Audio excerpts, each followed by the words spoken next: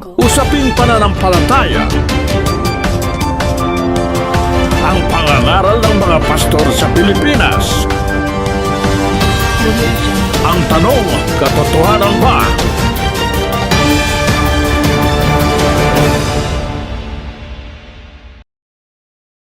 Ang mapapanood ninyo ay ang video ni Brad Willie Santiago, ang dating chief tagabasa ni Brad, Eli Soriano, na binansagan na Walking Bible.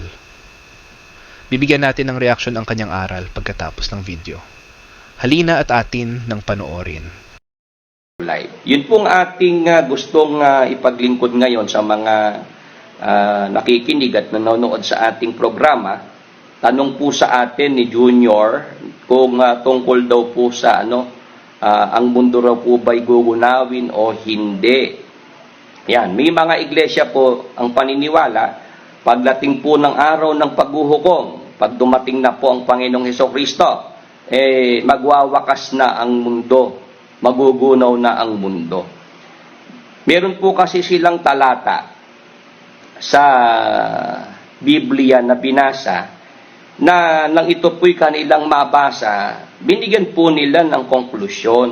Ano po ba yung mga talata na yon? Dito po sa ating programa, patas tayo dito. Kung ano po yung mga pinagbabatayang talata ng iba, na ang paniniwala nga po ay ang mundo po ay magugunaw, gusto po nating yan basahin din sa ating palatuntunan at para yan po ay maliwanagan ng ating mga taga-subaybay. Ang talata po ay nasa aklat po ni Mateo sa Kapitulo 5 at ang talata po ay 18. Ito po yung talatang pinagbabatayan po ng mga naniniwala na ito pong mundo, itong lupa, ito po ay magugunaw, ito po ay mawawala.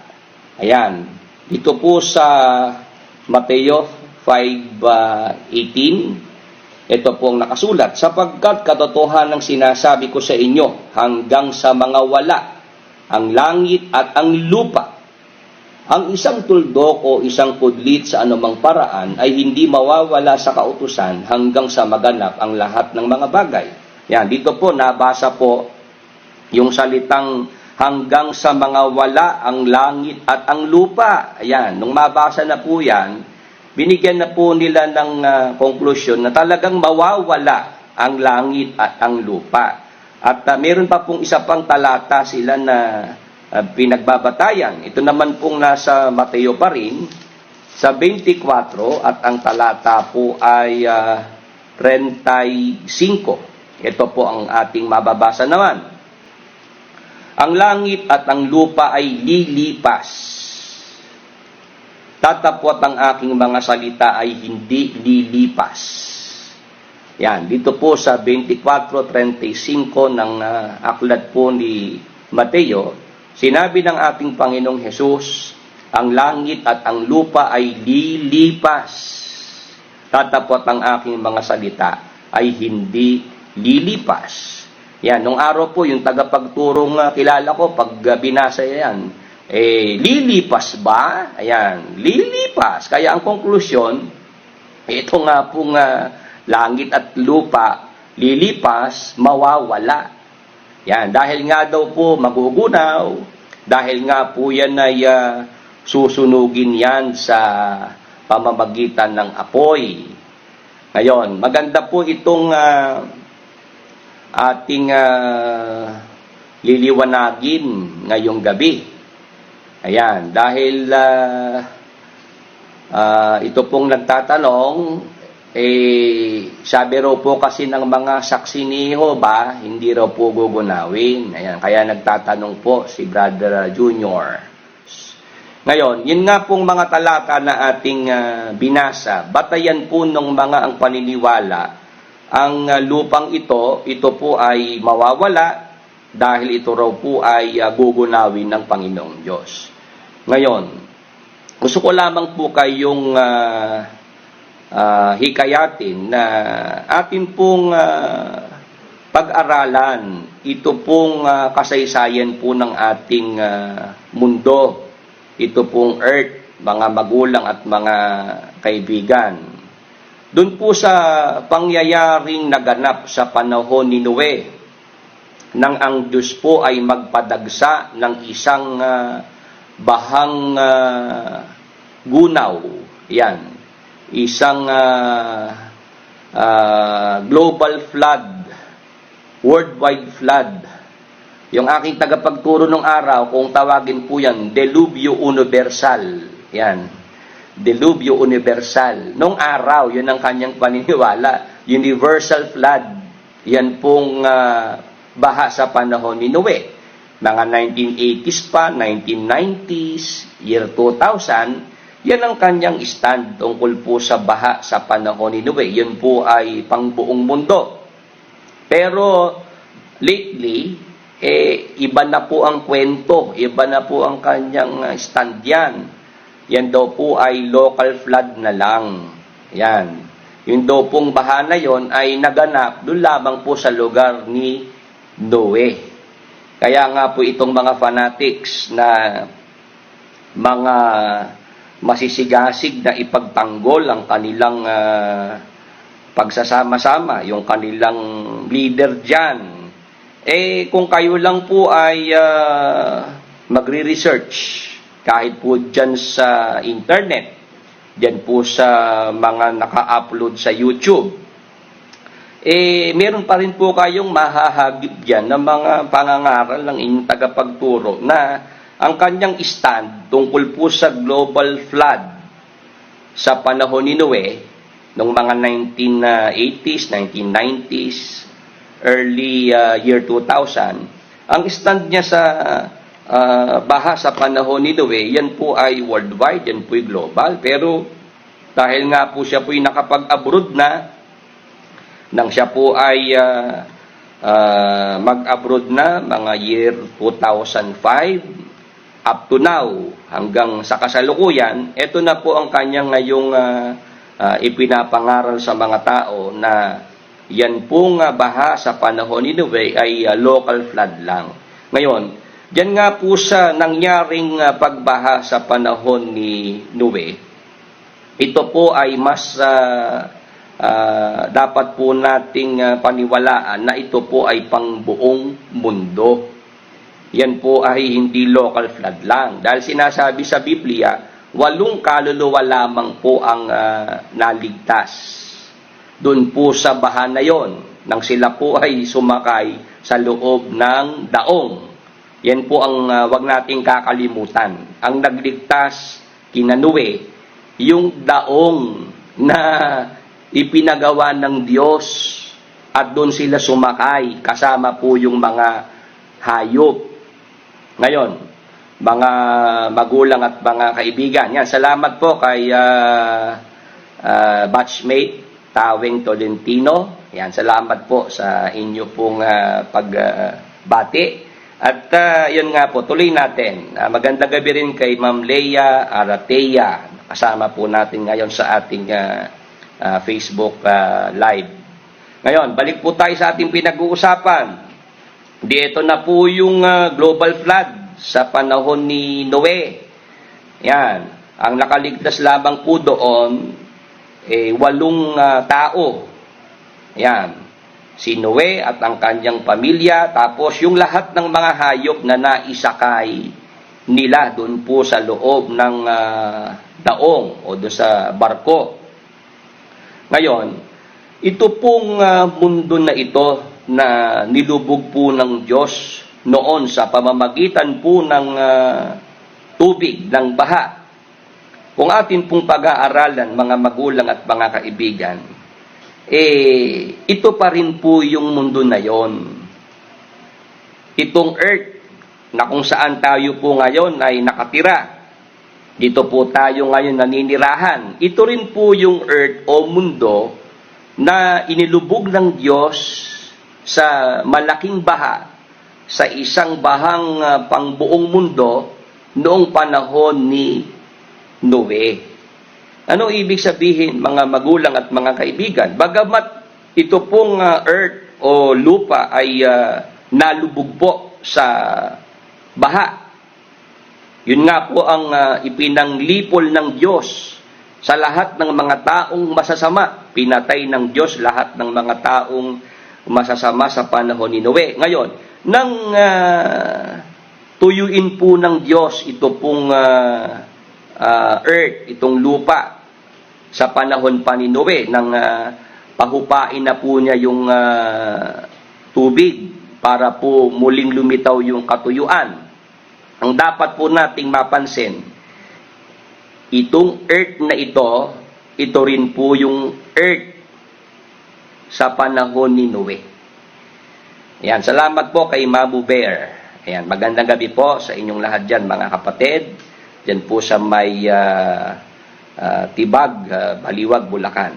Ngayon, ang gusto ko pong bigyan natin ng pansin dito, mga magulang at mga kaibigan, hindi naman po winasak ng Diyos ang lupa, ang earth sa panahon ni Noe.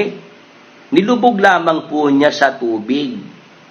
Sa anong layunin? Para patayin lahat ng mga taong masasama. At kanya pong itinira yung 8 tao, yung isang pamilya, yung pamilya po ni Noe, para po doon sa isang pamilya na yon, doon po uli mag-uumpisa ng panibagong lahi ng mga tao na may takot sa Diyos at mga taong matutuwid. Yan po ang dapat po nating maintindihan. Yun pong earth o lupa o mundo sa panahon ni Noe, pinalubog po ng Diyos sa pamamagitan ng malaking baha. Pero hindi po ang kanyang layunin ay wasakin ang lupa o ang earth. Ano ibig sabihin, mga magulang at mga kaibigan? Yan pong paniniwala ng iba na ang lupa, ang mundo, ang earth, ay gugunawin ng Diyos. Yan po'y wawasakin ng Diyos. At ang sinasabi po nung tagapagturong kilala ko, sa panahon ika ni Noe, ang ginamit ng Diyos ay tubig. Pero sa panahong malapit na bumalik ang Panginoong Jesucristo, hindi na tubig ang gagamitin para gunawin ang mundo, kundi yung apoy na manggagaling mula sa Diyos. Yan. Babasahin pa po ang pasyon. Uulan mula sa langit, ulat apoy na masakit, sa lupa'y halos tumaki, susunog magpapasakit sa mga taong bulisik. Ayan, yung passion po yung kanyang ginagamit dyan para panibalain yung mga tao na ito nga pong mundo ay pauulanan po ng apoy at sinasabi pa ron, ang mga torre palasyo, bahay, mga edipisyo, mga kalakhan sa mundo, walang pagsalang totoo, magiging uling at abo. Ayan. Sa pasyon po niya yon binatay, mga magulang at mga kaibigan.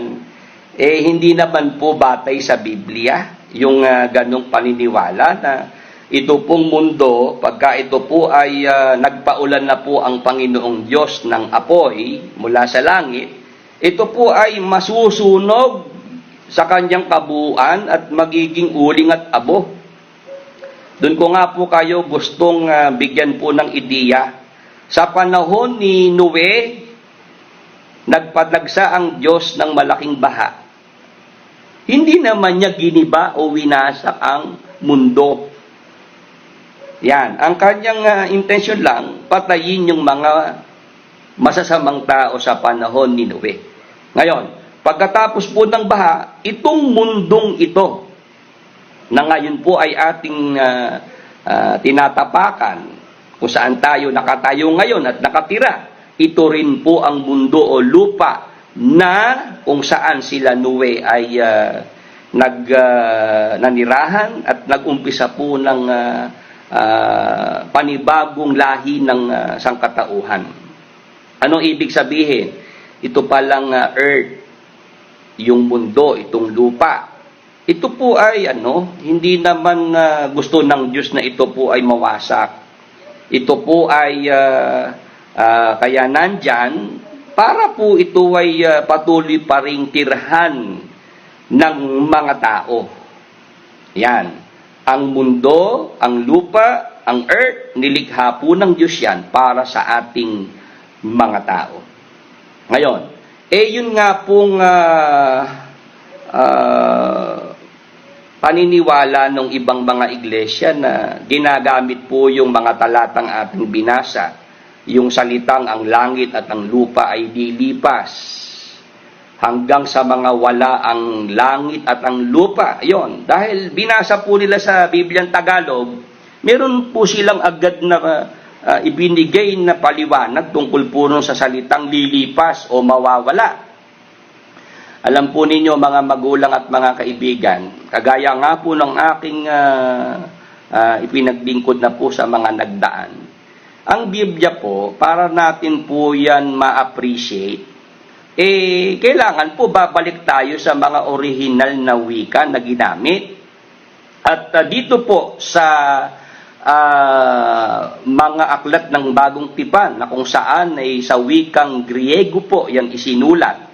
Yun pong salitang lilipas sa Tagalog o mawawala, sa English Bible po, sa King James Version, nung pag-aralan ko po yan, mga magulang at mga kaibigan, ang nakasulat po doon po sa King James Version, sa Matthew 24:35, ang nakasulat po, katumbas po ng salitang lilipas, ay pass away.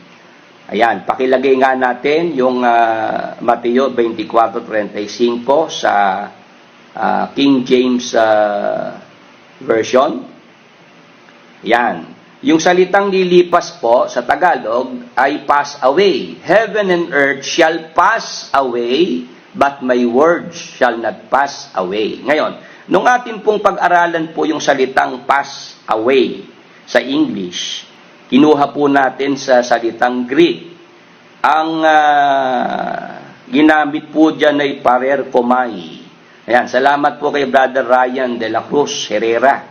Yan, sa kanya pong ipinos na Greek na parerkomai. Ang ibig sabihin po ng parerkomai, pass away, be changed, or pass from one condition to another. They will never pass out of existence. Yan. Tama po yan. Salamat po dyan sa inyo pong ibinigay na yan na Greek word na parerkomai. Ibig sabihin po, mga magulang at mga kaibigan, kung atin pong pag-aaralan po yung dapat na salin, yung mas tamang salin, hindi po dapat na ang ating maging conclusion po dyan sa salitang pass away ay mawawala. Yan, lilipas. Mawawala. Kundi, ang ibig sabihin po pala ng pass away o parerkomai, to change from one state or condition to another. Ano ibig sabihin? Kung atin pong isasalin po sa mas maayos na salin sa Tagalog, dapat po pala ang pagkakasalin, ang langit at ang lupa ay magbabago. Ngunit ang aking mga salita ay hindi magbabago. Yan po mga magulang at mga kaibigan, ang tamang salin batay po sa salitang Griego na parerkomai. Ano ibig sabihin mga magulang at mga kaibigan? Yung mga naniniwala na ang mundo, ang lupa o ang earth ay gugunawin ng Diyos, wawasakin ng Diyos, at ito po ay mawawala, ay hindi po totoo yun. Nagkakamali po sila. Bakit? Kasi batay po rin sa salitang parerkomai, pass away sa King James Version. Ang ibig lamang pong sabihin, magkakaroon po ng pagbabago. Ito pong earth, ito pong mundo. At hindi lamang po yung earth, pati po ang langit. Magkakaroon po ng pagbabago.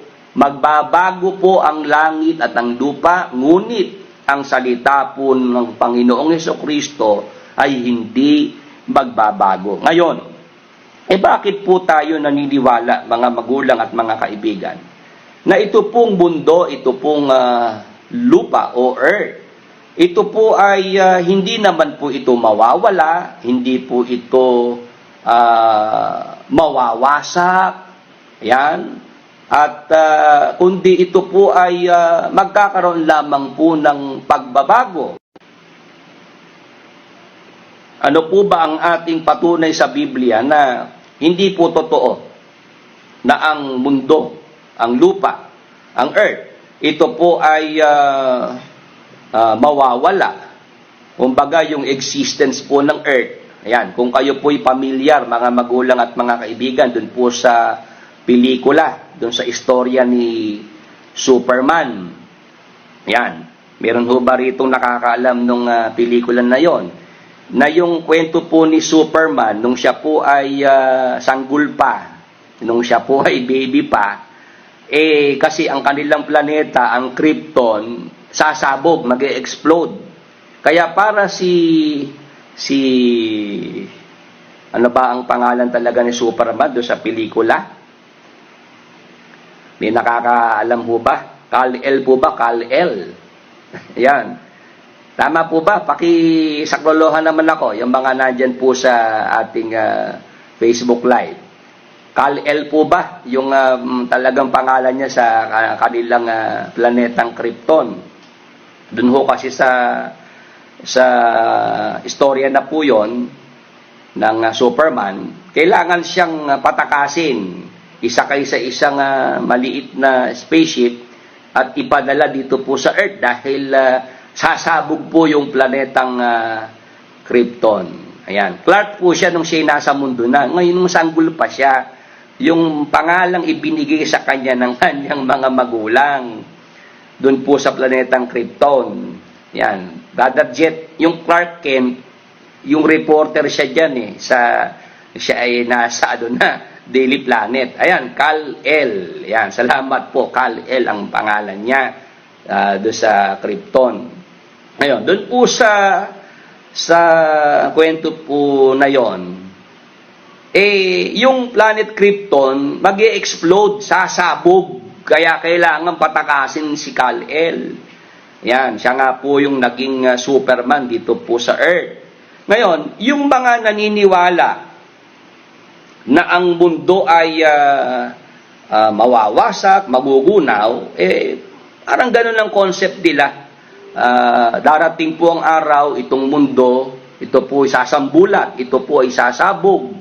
Ayan, at mawawala po itong mundo, itong Earth.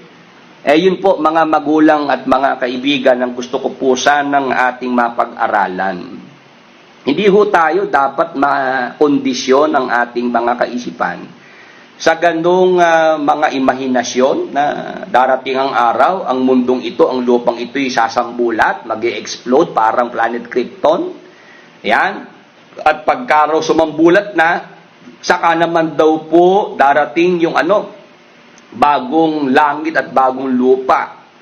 Yun din po yung aking nung araw ay natutunan for the last 19 years at yan po ay ating ipinakikipaglaban pa nung araw nung ako po ay naupo bilang resource person sa programa po ni Don Manolo Fabis. Ayan, kung yung mga fanatics lang ay mag-iimbestiga o nung yung inyong leader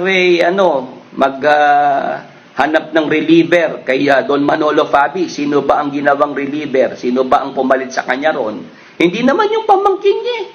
Hindi naman yung kanyang yung kanyang vice.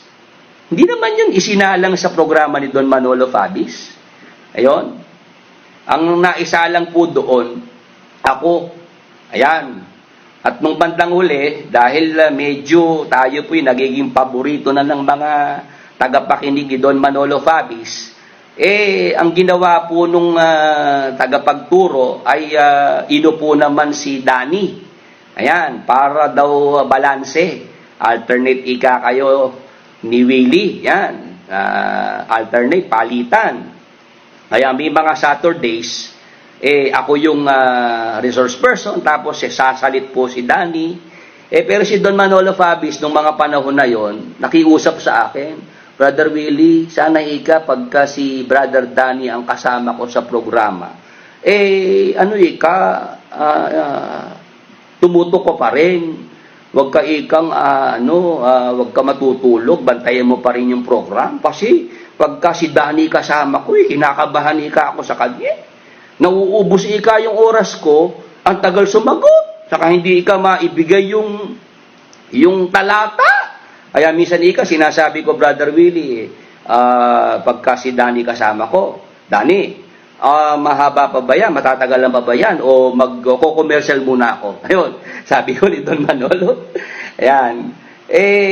Kaya nung mga panahon na yun, kahit ako po ay hindi nakasalang sa kanyang programa, ako po ay nakatutok pa rin at pagka nararamdaman kong tagilid yung mga sinasagot nung Danny doon sa programa niya, ite-text ko na si Don Manolo. Ipro-provide ko na yung sitas, yung verse. Ayun, at si Don Manolo nasasagot. Ayan, si Don Manolo, kabisado ko po yan. Pagka po yan ay gumagano na po, yung medyo umaahim-ahim na, ibig sabihin, hindi po siya satisfied doon sa kanyang naririnig na sagot kay Danny.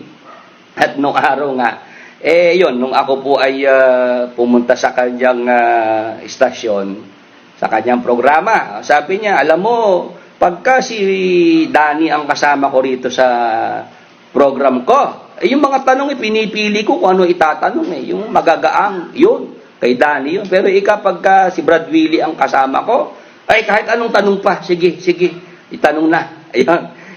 Noong mga panahon na yon, medyo nakakaramdam na po yung magtsuhin na nagiging paborito na po tayo ng mga taga-subaybay ni Don Manolo Fabis. Ayun, kaya yun, nilagay po si Danny para lang kumbaga pambasag. Ayun. Kasi nung araw pa ho, insecure talaga yung magtsuhin na yan Nung araw pa ho sila nakakaramdam ng insecurities. Ngayon, ito pong ating nung araw nga po ay ipinakikipaglaban sa programa ni Don Manolo Fabis. Ang aking paniniwala din nung araw, ang mundo po ay mawawala. Ang lupa mawawasak at dahil nga po aapuyan ng Diyos ang mundo, ang lupa. Kaya merong ganoong paniniwala na ang lupa, ito po ay hindi naman po ito forever, hindi yan magpakilanman. Yan. Pero alam po ninyo mga magulang at mga kaibigan, sa atin pong pag-aaral po ng mga talata sa Biblia, yan, natuklasan po natin, ipinagkaloob po ng Holy Spirit na atin pong maintindihan na ito pong lupa, itong earth, ito po ay hindi po ito papayagan ng Diyos na ito po ay mawala, na ito po ay magiba, at ito po ay maglaho, na ito po ay mawasak. Mga magulang at mga kaibigan. Bakit? Unang-una, yung salitang pass away sa English, lilipas sa Tagalog, tandaan natin, yan po'y parer kumay. Parer kumay. Ang ibig lamang pong sabihin, magkakaroon po ng pagbabago. Ngayon, yan pong salitang parer kumay, pass away, lilipas. Kung atin pong pag-aaralan yan mga magulang at mga kaibigan, Sa mga tao po na naging Kristiyano, sa mga taong naging kay Kristo, abay, mangyayari po yung salitang parer kumay. Babasahin ko po. Ikalawang Korinto 5 at ang talata po 17. Ito po ang ating mababasa. Kaya't kung ang sino man ay na kay Kristo, siya'y bagong nilalang. Ang mga dating bagay ay nagsilipas na. Narito silipawang naging mga bago. Ayan, mga magulang at mga kaibigan, pansinin po ninyo yung ating binabasang talata. 5:17 ng ikalawang Korinto. Ang sabi po rito, kung ang sino man ay na kay Kristo, siya'y bagong nilalang, ang mga dating bagay ay nagsilipas na. Narito silipawang naging mga bago. Ano ibig sabihin mga magulang at mga kaibigan? Yung salitang parer kumay, ang itinuturo po niyan sa atin, yung magkakaroon po ng pagbabago. Hindi naman po ang ibig sabihin ay mawawala na po yung existence. Para pong tayo, nang tayo po'y naging kay Kristo, nang tayo po'y sumampalataya sa ating Panginoong Jesucristo, tayo po ay naging Kristiyano na. Ano po ang sabi? Ang mga dating bagay nagsilipas na. Narito silipawang naging mga bago. O, sumasampalataya po ba tayo na tayo po ay kay Kristo na? Kung tayo po ay kay Kristo na, yung mga dating bagay nagsilipas na at tayo po ay naging mga bago na. Pero dapat nating mapansin, mga magulang at mga kaibigan. Halimbawa, ako po, nang ako'y maging kay Kristo, yung ilong ko, ito pa rin yun. Hindi naman ho tumangos Ayan. Yung kulay ho ng balat ko, yun pa rin. Hindi naman ho pumuti. At yun pong aking height, 5'4 and a half. Ayan, hindi po ako naging 5'6". Ayan, nakukuha niyo po ba ang ibig kong sabihin, mga magulang at mga kaibigan? Nang ako po'y naging kay Kristo, may mga pagbabagong nangyari. Pero ako pa rin yun. Yan. Pwede po bang ako'y makahingi ng feedback sa mga nakikinig? Nakukuha niyo po ba yung aking mensahe na gustong itawid sa mga nakikinig ngayong gabi sa ating programa? Ayan, ang ating pong pinag-uusapan rito, yung salitang pass away, lilipas, parer kumay. Yan, yung mga tao po na naging kay Kristo, mga naging Kristiyano na dahil sa pananampalataya sa ating Panginoong Jesucristo, may nangyaring pagbabago. Yan. Pero hindi ibig sabihin, hindi na sila yun. Ako pa rin po si Brother Willie. Yan, ang pangalan pa rin po, Willie Santiago. Ang aking height ay 5'4 and a half. Yan. Ang kulay ng aking buhok ay yan pa rin. Yan. Ang aking ilong ay yan pa rin. Ang kulay ng aking balat, yun pa rin. Pero may nangyaring pagbabago. Ayan, salamat Brother Jet at nakuha niyo po ang punto na aking gustong bigyan po ng pansin sana ng mga nakikinig. Ano ibig sabihin mga magulang at mga kaibigan? Meron pong mangyayaring pagbabago dito po sa langit at lupa na ating nakikita. Magbabago po dahil mag-i-improve. Pero hindi ibig sabihin sila po ay mawawala na po yung kanilang pag-iral. Hindi na sila mag-e-exist. Yan ang dapat po nating maintindihan. Ang lupa, ang mundo o ang earth, ito po mga magulang at mga kaibigan, nang likhain po ito ng Diyos, ito po ay para sa walang hanggan. Para po ito ay maging magpakailanman. Ayan, babasahin ko po.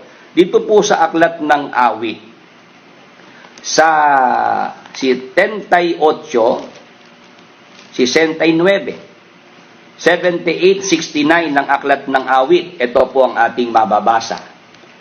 At itinayo niya ang kanyang santuaryo na parang mga kataasan, parang lupa na kanyang itinatag magpakailanman. Papaano po itinatag ng Diyos ang lupa? Ang sabi po diyan, ang lupa kanyang itinatag magpakailanman. O pakilagay po natin sa English yang 78:69 ng Psalms. Sa King James Version, ano po ba ang ating mababasa po diyan? Pakilagay natin. Yan, yung salitang magpakailanman.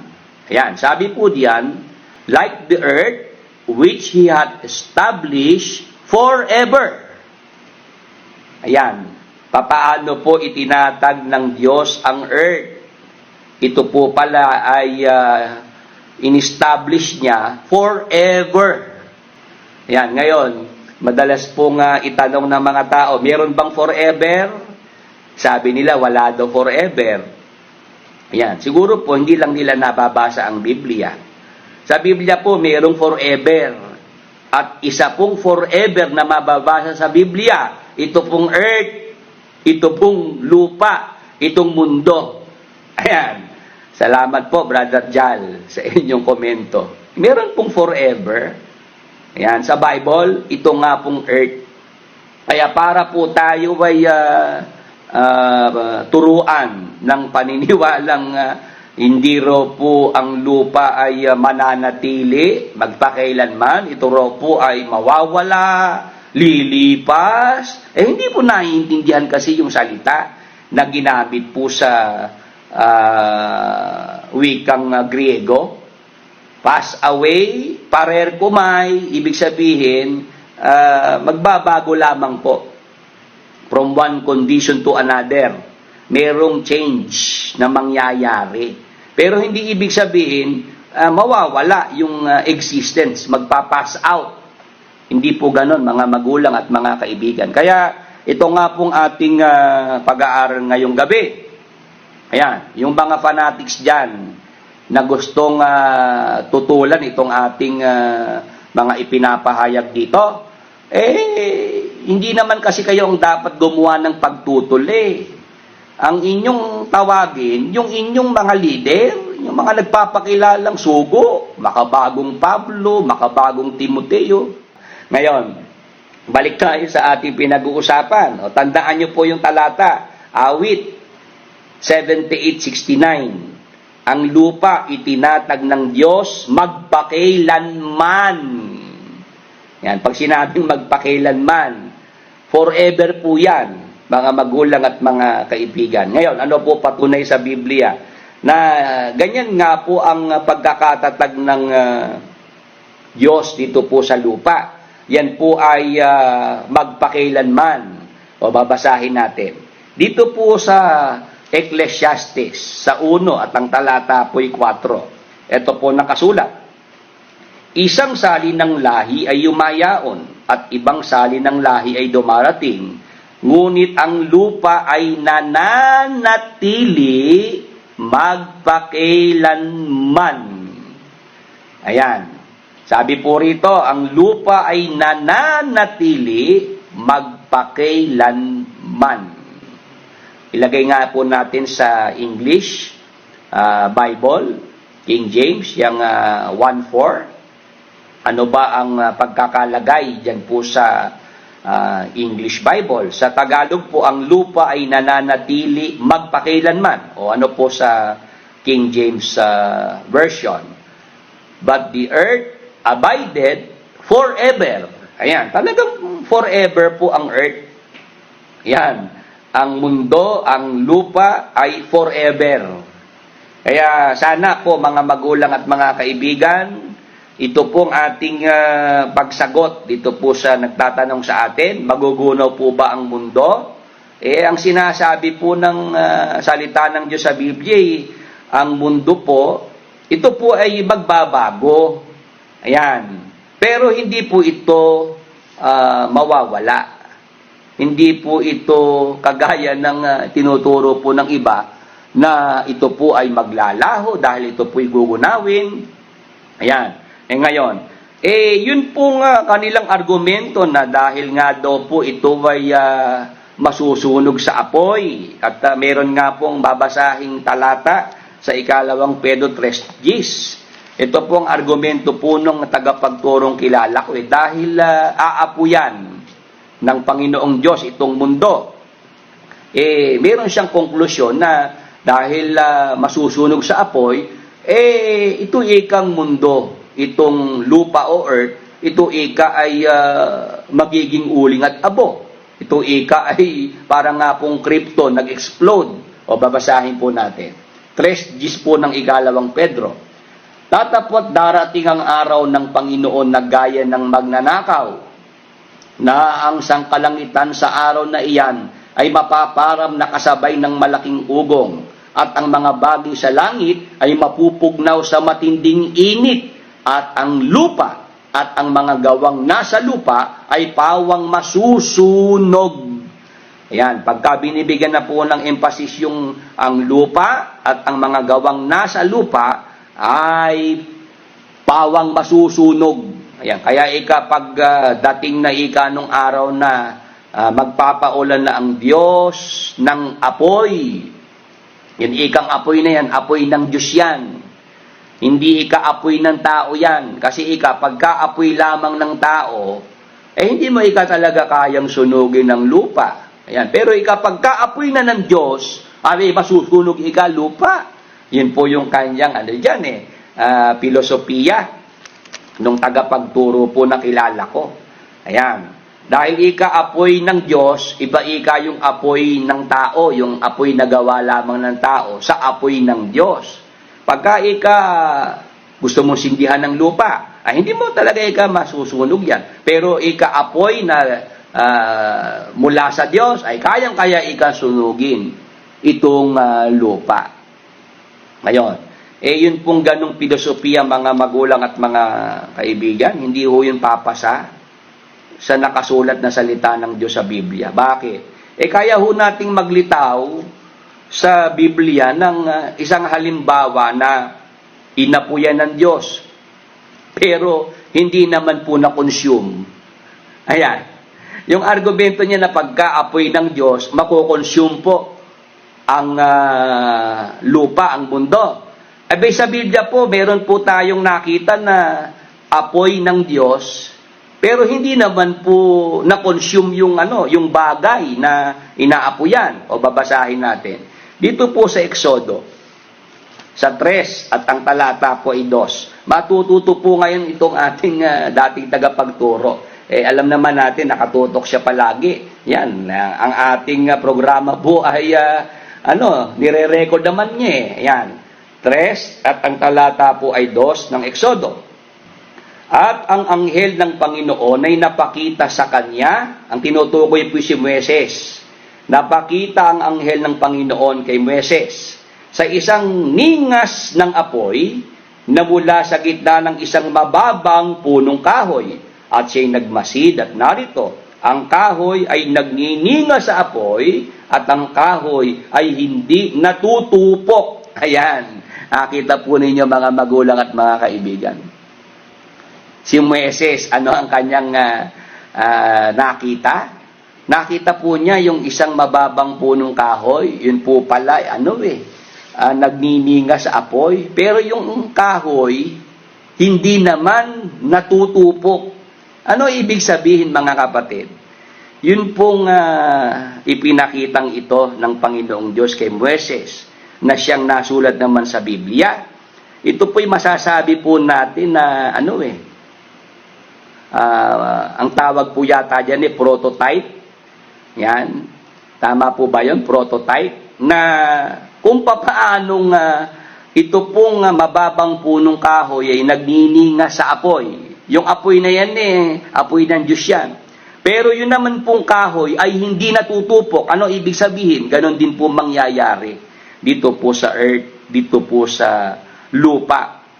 Bagamat ito po'y aapuyan ng Diyos, hindi naman para tupukin, hindi naman para i-consume o i-destroy, mga magulang at mga kaibigan, ang Diyos po, kaya po niya aapuyan ang earth, ang mundo, pagdating ng araw, sa anong layunin? Para po ang earth ay i-purify. Para po dalisayin ang lupa. Ayan, ang dapat nating. Nakuha niyo po ang ibig sabihin, mga magulang at mga kaibigan. Yung apoy, yan po kaya yan ginagamit. Kaya aapuyan po ang isang bagay. Hindi naman para i-destroy, para i-consume, kundi para po alisin ng impurities. Alam niyo po ba yung mga ginto, yung mga pilak, mga magulang at mga kaibigan, gold, silver? O papaano po ba maaalis yung mga impurities ng ginto at ng pilak? Hindi po ba sa pamamagitan ng apoy? Tama po ba? O babasahin natin. Dito po sa isang talata ng Zacarias, ito po ang ating mababasa. Dito po sa Kapitulo 13, at ang talata po ay 9. Ito po nakasulat. At aking dadalhin ng ikatlong bahagi sa apoy, at sila'y dadalisayin ko na parang pilak na dalisay, at sila'y susubukin ko na parang pagsubok sa ginto. Ayan. Dito po sa ating binasa, mga magulang at mga kaibigan, sabi po ng ating nabasang salita ng Diyos, yun ang wikang ikatlong bahagi, dadalhin sa apoy, dadalisayin ko na parang pilak na dalisay, sila'y susubukin ko na parang pagsubok sa ginto. Yung ginto, yung pilak, para po yan madalisay, para po mawala yung mga impurities, yung mga dumi. Ayan, inaapuyan po yan Hindi naman inapuyan yung ginto pilak para yun po ay wasakin, para yun po ay madestroy. Hindi po, para po linisin. Ano ibig sabihin? Kaya po darating ang araw, ito pong earth, itong lupa, itong mundo'y aapuyan ng Diyos para labang po dalisayin, para linisin sa lahat ng mga impurities, pero hindi para i-destroy. Bakit? Kasi ito pong lupang ito, kaya po intended po ito na maging forever, dahil meron po kasing paggagamitan ang Diyos sa lupang ito, mga magulang at mga kaibigan. Ito pong lupang ito, gusto po ng Diyos na kung papaanong nang ito po ay kanyang likhain sa orihinal na pagkakalikha. Yan, kung inyo pong babalikan ang kasaysayan, ang istorya, si Adan at Eva, dito po nilagay sa lupa. Tama po. At napakaganda po ng kapaligiran noong panahon na yon. Maganda po ang kapaligiran, perfecto ang paligid, malinis ang tubig, ang hangin, walang pollution. Ay darating po ang araw, mga magulang at mga kaibigan. Ito pong earth na ito, itong mundo sa kasalukuyan. Nakikita natin, ang ating earth ngayon ay marami na pong pollution. Sira na nga po ang ozone layer. Yan, kaya po masyado na pong abnormal ang atin pong klima. Yan, matindi na rin po ang init. Yan, at yun nga pong nangyayari pong El Nino na yan, La Nina na yan, global warming. Yan po mga magulang at mga kaibigan, darating po ang araw, aayusin po ng Diyos ito pong ating mundo, itong earth na ito, at magkakaroon po ng mga pagbabago. Yan. Kaya po sa ipinakita po ng Panginoong Diyos kay Apostol Juan, ano po ba yung kanyang nakita na mangyayari dito po sa mundo, sa lupang ito? O basahin natin. Dito po sa Apokalipsis, sa 21, at ang talata po ay 1 hanggang 2. Ito po nakasulat. At nakita ko ang isang bagong langit at ang isang bagong lupa, sapagkat ang unang langit at ang unang lupa ay naparam at ang dagat ay wala na. At nakita ko ang bayang banal, ang bagong Jerusalem, na nananaog mula sa langit buhat sa Diyos. Ayan, dito po sa ating mga binasang talata, ito po yung finale, ito po yung nakita po ni Apostol Juan. Ano po yun? Nakita po niya yung isang bagong langit at ang isang bagong lupa.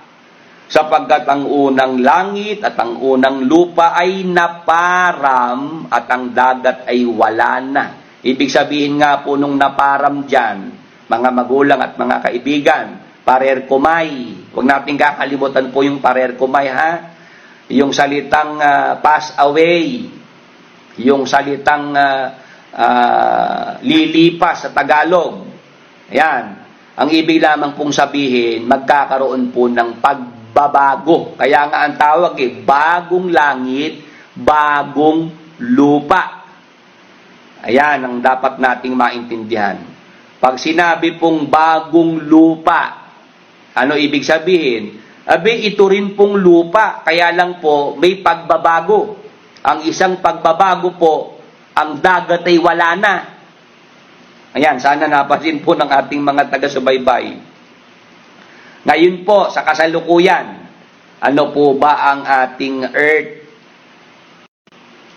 Sa ngayon po, sa kasalukuyan, mas malaki po ang water, yung nasasakupan po ng water kaysa po sa ating land, sa ating lupa.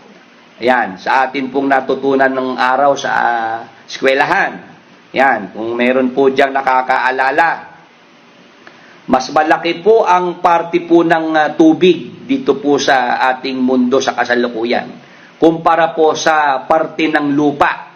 Ayan, pero darating po ang araw, mga magulang at mga kaibigan, ito pong ating nabasa sa Biblia na bagong lupa. Kaya po bagong lupa, wala na po yung dagat. Ano ibig sabihin? Mas magiging malaki na po yung land area doon po sa bagong lupa. Bakit? Kasi mawawala na po yung dagat. Gaano po ba kalaki ang water surface? Ayan, salamat po, Senyor Latigo. Water surface is wider than the land surface. Ayan, salamat po sa inyong impormasyon na ibinigay. Yan nga po yung ating na pag-aralan at natutunan ng araw sa eskwelahan. Na yung water surface, mas malawak yon, mas malaki yon kumpara sa land surface. Pero darating po palang araw, mga magulang at mga kaibigan, pag narito na po yung bagong lupa. Bakit po tinawag na bagong lupa? Kasi nagkaroon ng pagbabago. Kasi yung lupa na sa kasalukuyan, mas malaki pa po yung saklaw ng tubig. Pero darating po ang araw, dun po sa mangyayaring pagbabago, kaya nga po ang tawag ay bagong lupa na kasi wala na po yung dagat. Yan. Tandaan natin, mga magulang at mga kaibigan, pagka sinabing bago, hindi ibig sabihin, iba na yun. Tandaan natin, yung mga na kay Kristo, bagong nilalang na yun. Nagsilipas na yung mga dating bagay. Pero sila pa rin yun. Yan. Lalaki pa rin siya. Babae pa rin siya. Yan pa rin ang kulay ng buhok niya. Yan pa rin ang kulay ng balat niya. Yan pa rin ang tangos ng ilong niya. Yan ang dapat nating maintindihan. Yung iba, pagka nakakita ng salitang bago, iba ika yan sa dati. Ayan ang dapat nating mapansin. Tayo po mga magulang at mga kaibigan, naniniwala po tayo ang earth, ang lupa, ang mundo, ito po'y hindi naman maglalaho, hindi po ito mawawala. Kundi ito po ay babaguhin lamang ng Panginoong Diyos. Ayan. At ang mangyayari po dito po sa lupa, kung papaano po na sina Adan at Eva ay namuhay sa isang kapaligiran, sa isang mundo na perfecto, masagana, yan, walang pollution. Yun din po ang ating makikita sa mga darating na panahon. Yan din po ang gagawin po ng Diyos. Yan din po yung mai-enjoy natin pagdating po ng araw na gagawin na po ng Panginoong Diyos ang pagbabago dito po sa mundo, dito po sa lupa at maging sa langit. Yun po ang ating sagot diyan po sa ating tanong na tinanggap mula po kay Junior. Sana po ay nandyan pa rin siya at kung meron po siyang follow-up, pwede naman pong mag-follow up dito po sa ating naging pagsagot sa kanyang tanong. Yan, marami pong salamat sa lahat ng mga kapatid na nandyan po at nagbibigay po ng kanilang mga impormasyon dito po sa ating programa. Ayan, kay Brother Ryan, 3/4 ng ating Earth ay large oceans. Ayan, tama po yon. Mas malaki nga po ang coverage ng oceans dito po sa ating mundo. Pero darating po ang araw na aalisin po ng Diyos ang dagat. Ayan. Kasi kung ating pag-aaralan, ngayon po, napakalaki ng dagat. Ano po, tubig alat, pero hindi naman mainom ng tao. Tama po, mga magulang at mga kaibigan. Yang tubig alat, hindi naman pwedeng inumin ng tao yan eh. Ngayon, pagdating po ng bagong lupa, ang nandun po ay mga tubig na pwede pong inumin ng tao at ibig sabihin, mas magiging kapaki-pakinabang po yung bagong lupa dahil yan nga po ay inilalaan po ng Diyos para sa mga tao na magpapatuloy-tuloy pa rin po ang lahi. Yan, mga magulang at mga kaibigan. Ang Diyos, yung kanyang iniutos kay Adan at Eva na magpakarami at magpalaanakin, yun po ay hindi naman po yan, mga magulang at mga kaibigan, hindi naman po yan na-accomplish. Dahil gusto po ng Diyos dumami yung mga taong matutuwid, mga taong makadiyos. Ngayon, yung plano po na yan itutuloy po yan ng Panginoong Diyos. At magkakaroon po yan ng katuparan pagdating na po ng bagong langit at ng bagong lupa. Yun po ang ating maiiwan muna na sagot sa katanungan na ipinadala po sa ating programa. Sana po ay nakinabang ang lahat ng ating mga nakasama dito po sa ating programa. Nagpapasalamat po tayo, unang-una po sa Diyos, na minsan pa ay ginamit po ang ating kaliitan para tayo po ay maging instrumento para ang kanyang mga salita ay maihatid natin sa marami nating kapwa-tao, hindi lamang po rito sa Pilipinas, kundi maging sa iba't ibang panig ng mundo. Marami pong salamat sa lahat ng mga kapatid, mga kaibigan, na atin pong nakasama dito po sa ating programa, at nawa sa darating pong Huwebes ng gabi, kung ipagkakaloob po ng Panginoong Diyos, ay muli po tayong magkarinigan, magkita-kita dito po sa ating programa sa Facebook Live, ang Sagot ng Biblia Basa. Hanggang dito po muna ang ating pag-aaral. Naway sa gabi pong ito, tayo po'y samahan ng ating Panginoong Diyos sa ating pagtulog. Good night and God bless. Bibigyan natin ng reaction ang napanood nating video. Hindi ko layunin ang magmarunong, kundi nais kong maibahagi ang aking natutunan sa Biblia. Ang bibigyan natin ng reaction ay kung ang mundo ba ay maglalaho, dahil gugunawin daw ito at papalitan ng panibago. Sang-ayon ako sa mga paliwanag ni Brad Willie na hindi mawawala ang mundo sa kalawakan. Dahil lang ba sa kasalanan ng mga tao ay wawasakin na ng Diyos ang mundo at tutunawin na lang? Ano ba ang pakiramdam ng Diyos at ng mga anghel na malikha ang mundo. Saan ka nandoon nang ilagay ko ang mga patibayan ng lupa? Ipahayag mo kung mayoon kang unawa. Sinong naglagay ng mga sukat niyaon kung iyong nalalaman? O sinong nagunat ng panukat diyan? Saan nalagay ang kanyang mga patibayan? O sinong naglagay ng batong panulok niyaon? Nang magsiawit na magkakasama ang mga bituing pang-umaga, at ang lahat ng mga anak na lalaki ng Diyos ay naghihiyawan sa kagalakan. Kaya kung susunugin man ng Diyos ang lupa, ay yung ibabaw lamang. Dahil marumi na ang ibabaw ng lupa at ang kanyang kalangitan. Kailangan talagang apuyan upang malinis totally ang mundo, pati ang earth atmosphere. Ito ring mundong ang tinutukoy na bagong lupa. Hindi ito ibang planeta. Ito ay ang parehong lupa, ngunit binago, nilinis, at ginawang bago ng Diyos. Maraming salamat sa panonood. Kung nagustuhan ninyo ang bago kong upload, please like, share, and comment. At kung hindi ka pa nagsasubscribe, ay mag-subscribe ka na upang lagi kang ma-notify ng YouTube sa mga bago kong upload.